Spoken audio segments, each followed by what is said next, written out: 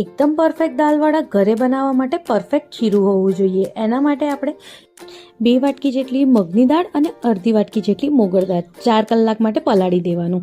4 કલાક પછી આવી રીતે મસળીને જે એના ફોતરા હોય બધા કાઢી નાખવાના. કંઈક આવી રીતે દાળ થઈ જવી જોઈએ. હવે અડધી વાટકી જેટલી આખી દાળ કાઢી લેવાની અને બીજી બધી દાળને પાણી વગર આપણે ક્રશ કરવાનું. એ બી એકદમ ઘટ ક્રશ કરવાનું. કંઈક આવી રીતે જ્યારે ક્રશ થઈ જાય ત્યારે બધાને આપણે મોટા વાસણમાં લઈ લેવાનું અને પછી આપણે એને બરોબર ફેટવાનું. ત્યાં સુધી ફેટવાનું અને પછી એક વાટકીમાં પાણી લઈને એને ચેક કરવાનું. કંઈક આવી રીતે તરે એટલે એકદમ પરફેક્ટ.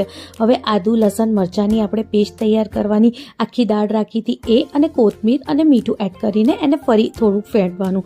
જો કંઈક આવું બેટર રેડી થવું જોઈએ. હવે એકદમ મીડિયમ ફ્લેમ ઉપર આપણે એને કંઈક આવી રીતે દાલવડાને તળી લેવાનું. ગુલાબી લાલ થાય ત્યાં સુધી આપણે એને ધીમા તાપે તળવાનું. રેડી છે ગરમા ગરમ દાલવડા.